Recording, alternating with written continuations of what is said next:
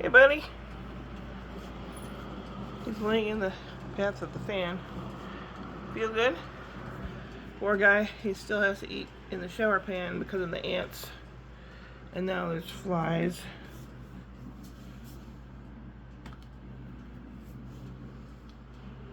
I leave the light on so he can see it at night, but cats can see really well. But just to help, I guess. Hi, man. How's it going? He says, I'm not getting what I want. Diatomaceous earth, or DE. That's that white powdery stuff. This is food grade. It's safe around pets and children. You can actually eat a spoonful of it and it won't hurt you. But it is like very, very minutely fine shale that cuts the ants when they walk over it, and they dehydrate immediately. It's like all the moisture sucked out of them. Yep. And then I'm 2 steps down because this used to be a garage. This came the other day. It's a cast iron, enameled cast iron pan. I'm going to make bread in my convection oven, which is that. I don't have a stove and oven. I've got a stove top and a microwave convection oven. And nowhere to put anything. That's why this place is a disaster.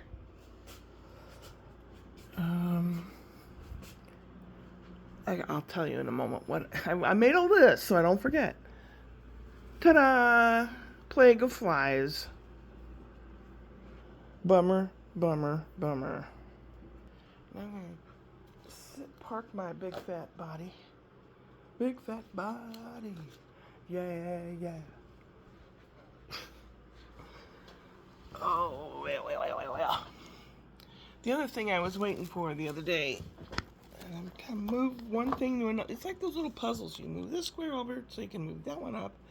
That's what it's like living in here until I can organize and figure out exactly. And yeah, I probably do need to get rid of some more stuff, but I've got to figure out one of those, like Tetris, where to put everything.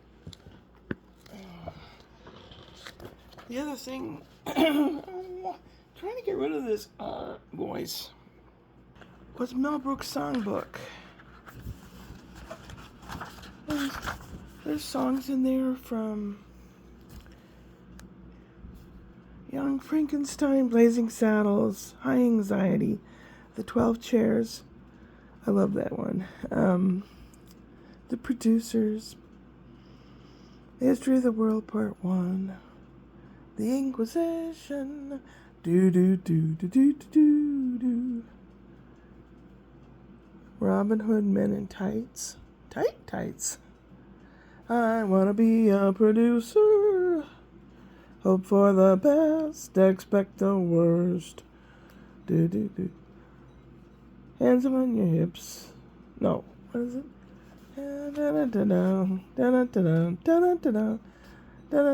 You're doing the French mistake. Voila! Ooh! My list. Okay. Ants and flies. 2 of the plagues. Not the ones from Egypt in the olden days. That included locusts. I have been through a plague of locusts before. When my family was moving from Iowa down to Missouri, during their moving time, I was at music camp at Truman State. It's a college in northern Missouri, and it's a lovely college. It really is. It's a nice college, and it's out in farmland, but it's a really nice place. I had to audition for my music teacher in 9th grade, and I got to go and sing tenor and alto. We made a record. By the end of the week, we had a record album made, and it was blue vinyl. You could see through it. It's really cool. I don't have it anymore. We sang in Latin. We sang musical tunes. We sang ridiculous, weird stuff. Like, if my aunt had wheels, she'd be a locomotive. It's kind of a weird thing. And I was roomed with another girl in the dormitories. I was Miss Sour Pickle Puss. Grumpy saw the negative side of everything. And that's how I can do those weird, mean characters so well. And I was roomed with little Miss Rebecca of Sunnybrook Farms. She was there for Equestrian Week. They had special equestrian stuff going on, too. So she was all positive. I was all negative.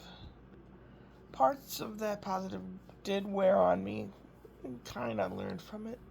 So I don't know if I rubbed off on her or not. I don't know. But that was interesting. While I was up there, they had their once in 20 years locust plague thing. And the locusts would come in, clouds of locusts would come in, eat all the crops that they could eat. It's a horrible thing for the farmers. And not so wonderful for everyone else. There were so many of them, and they'd land and sit on the sidewalk. You could not walk down the sidewalk without walking on them. You hear crunch, crunch, crunch. Yeah, not cool. Not cool. So I showed you the book and the pot. Ants and flies. Play. Okay. Oh, why am I itching? Because the theater's on a slight slope. So out here, buildings don't really have basements because of earthquake possibilities. So this is the main part up here, and then like 20 concrete steps down to this little basement area. That is, we call it the green room. It's painted really dark, and that's where people meet or wait till they go on stage. We have a TV monitor so we can watch what's going on upstairs. There's a door down here. So this is kind of how it's set up. It's weird. You come in up here in the lobby. Ladies' bathrooms are here, and the men's bathrooms are here. I almost said potty, because that's what I babysit the kids a lot, so we call them potties. And there's 2 archways to get in to the audience, and the audience sits on either side. It's sloped down toward the stage and sloped down toward the stage. This is the stage. Back here is a little area that we can stand until we wait to go on, and then there's a whole bunch of stairs that go down. Well, I stand over here in the back so nobody can see me. And then there's some backstage here and a workshop. And there's stairs over on this side that go down under all this to this room down in the basement, which is under here. This is a stage, and it's only about 4 inches higher than the first row seats. So people have, in the past I've heard, walk across the stage to get a seat on the other side. Not really supposed to, but people have. Oh, my character comes out this side a lot, and I run across the stage and I sit it over here. And only at the very, very end do I turn the lights off over here, and I run all the way back here to put my last costume on. But it's a weird configuration, it really is. Okay. The play went really well. We had almost a packed house. There were very few seats that were open. And that means all the sound is sucked up by all those bodies and all their, cloth. Like if you have a big room, you fill it with, like you have big curtains or a couch made out of cloth, not leather, but cloth. It'll soak the sound in. So all these people soaked a lot of sound in. And I'd say the average age was about 70 of all these people. And downstairs they have a monitor and speakers, so we know if we're not on for a while, we can sit down there and watch it on the TV screen so we know when to come in. And we were watching people come in and sit down. I'd say there must have been 20 people with walkers. And the director and I were watching people come in. And there's another walker, another walker. And he started chuckling, and I said, what? And he looked at me like, it's really not nice to say. I said, what? He said, well, we could have, they have valet parking. You could have valet walker parking. Yeah. That would work. I mean, it could work. It could work. And the play went really well. I'd say almost every time that I'm near the light switch on the stage, my character turns the lights off because of her weirdness, her problems. And she's giving up electricity for Lent. That's a religious time period of 6 weeks before Easter. And so every time she's near the light, she turns it off. So either I turn off the lights when I go by it, or if there's some other character, they guard the light switch while I'm running in or out. And Ralph, the guy that's his real name, Titus is a character name. Titus is a senator, and he's a blowhard, and he yells a lot. There's a part where I'm interrogated. They have me sit down in front of this coffee table. He sits on the edge of the coffee table, and he's yelling at me, madam, where are the bonds? We want to know. And I'm like looking at him, and I'm looking off at the wall behind him. And then the doctor says, it's going to be no use talking to her. She hasn't talked to you in 20 years. And except when I pull I stuck them in my hair. I wear 2 braids over my head with little holes in between, and I stick these rolls of paper in there. And when I do have things to say, I pull out the paper and I make a big deal out of opening it up and spouting off all the things that I hate. So every time I rise to the occasion, usually the people before me say something like, well, I'd hate for that to happen. It has the word hate in it. That's my cue. Then I stand up and I spout off the things that I hate. And then I sit down and roll it up and stuff it down my shirt. Okay, I know people like Deb and Glenda, you've heard this 20 times now in the last 2 weeks. Sorry. But, anyway, this guy's a little shorter than I am. Ralph's shorter than I am. And he says, well, madam, he stands up and he goes, what do you got to say for yourself? And I got this stone face and I lean forward and I stand up slowly. And then you can see the top of his head's right about here. And the audience is giggling because they know what's coming. And I make a big production of it, pulling out the paper, reading off of it, stuffing it down my shirt and sitting back down. And then there's one part where I run off stage because I'm offended. And offended, I'm afraid. And I run right by the light switch. And I don't touch it. I just run out.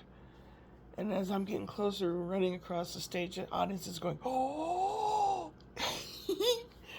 That's when you know that y'all are doing a good job. When the audience is really into the story. That's why when people have, let's say, they're supposed to drink a drink. Let's say they're supposed to drink, in this case, coffee. You don't even have to have any liquid in the cups. You really don't. But they do. They put some decaf coffee in these cups. And the one girl goes, well, I don't drink coffee. And I'm thinking, well, if you're a good enough actress, it's going to look like you drink coffee. If you are convincing enough, people will believe anything, as we know and we hear about every single day on the friggin' news. Anyway, that went well. It went well. And I was standing backstage waiting for a cue, as a few other people were as well. And there's a door that leads to the lobby right about there. And that would open in. And if someone was a big burly person and shoved the door open, we all would have fallen down 20 concrete steps. But I'm standing against the door, and I hear rattle, rattle, rattle of the doorknob, and kind of pushing on the door. It's kind of boom, boom, boom. And I'm thinking, what? And I hear two little old ladies going, I don't know if this is where the bathroom is. And their voices sounded really low. They were little. I told people later, and we all had a good giggle. And one person said, but there's a sign on the door saying, do not enter. And she says, it's at eye level. I said, yeah, but their eye level was down here. It wasn't up here. But that happened. I ordered some little teddy bears about this big. A whole bunch of little, I think they're keychain teddy bears. And when I write my little thank you for being in the play with me and tolerating me and all that notes to all the actors and the director, I'm going to include one of those little bears. Oh. Now, Ralph, who plays Titus, he yells at me, and he says, he apologizes all the time. And I said, it's part of your part. You gotta do it. Do it. I love it. So he does. And I don't know, I get a thrill out of that part, where he's yelling at me. And I think he likes it too, because it's like someone's letting him yell. And last Wednesday we had auditions, and I chickened out, and I went to open mic night and didn't do that well. This Wednesday also are auditions for a Christmas music program that they're going to put on in a ladies' community center. And I love singing and I love music, so I told him and I called the place up, and another guy answered the phone. It sounded like Ralph, but it wasn't. I said, and I asked all kinds of questions on how to get there and what do I do and what do I need to do, or what, ask all kinds of stuff. That's me.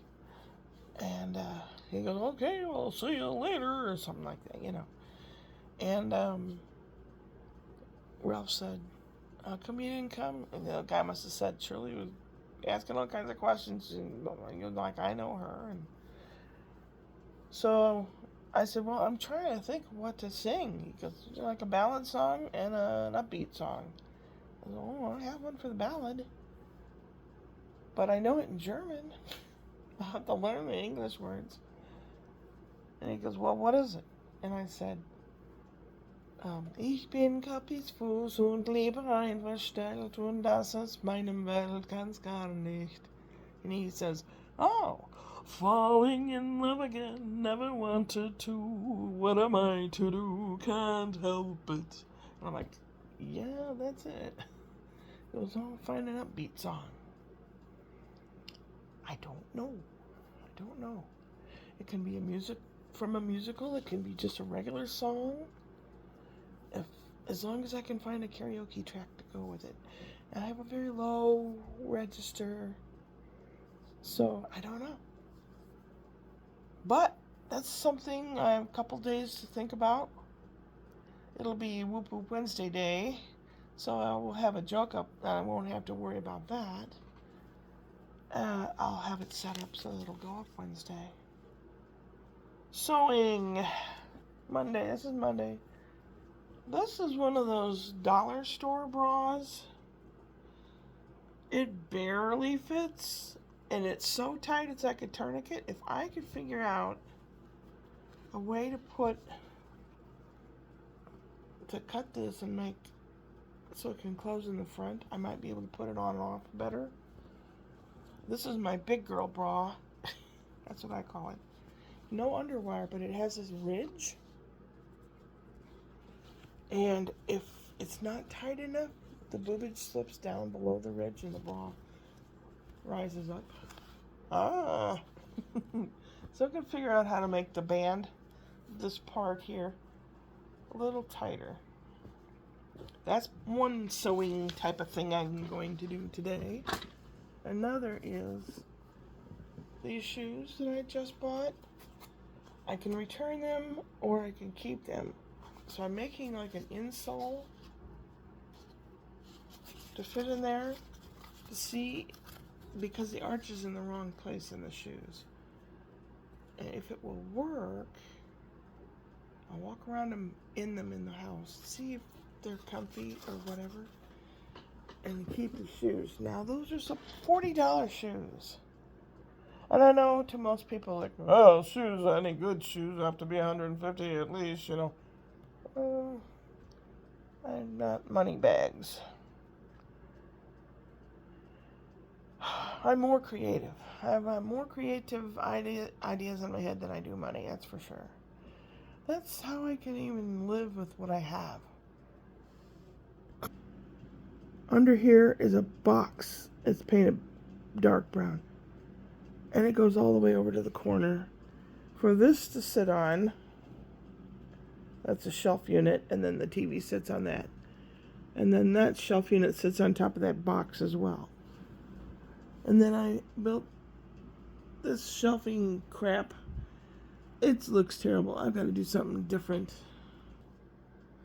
And all that. That's all. And that fireplace, which used to be in front of me, Brian says, well, you can't put it there. TV won't fit on there. So now it's behind me. It adds ambiance, which is really nice. That's why I liked having it in front of me. Now it's going to be behind me, and it also heats the room. So why even have it if I'm not going to be able to look at it? There's my keyboard, and that goes out to the garage. And just to one side of the door, and in the garage is a door that goes outside to outside.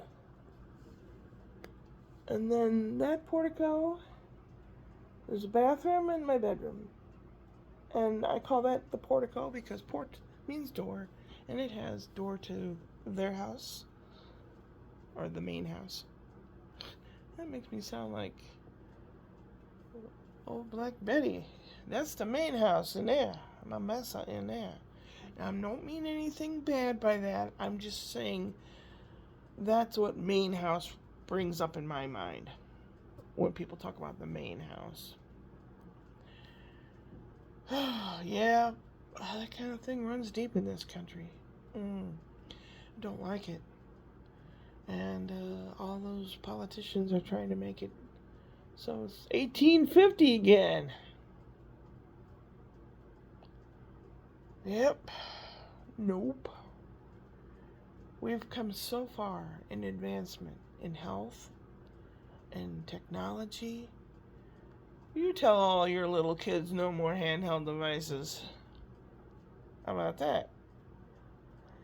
Oh, there's so much going on. All the time, every day. Oh my God! 24 minutes? Oh my God, I'm so sorry. I'm practicing to be a Canadian. I'm sorry. I'm so sorry. And I'm still thinking about next year, the German trip. If I learn to speak Canadian, maybe they won't be mean to me. God knows what this country's going to be like in 6-7 months. Oh my God.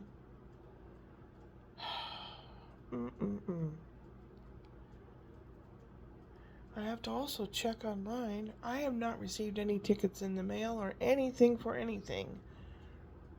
I'm pretty sure it was taken out of the bank account. So I better have that stuff lined up before Christmas. And I know people are going, it's not even Halloween yet. Time goes very fast. Especially when you keep yourself busy. And you get old, time goes even faster. So it's amazing, and I can even go upward and onward.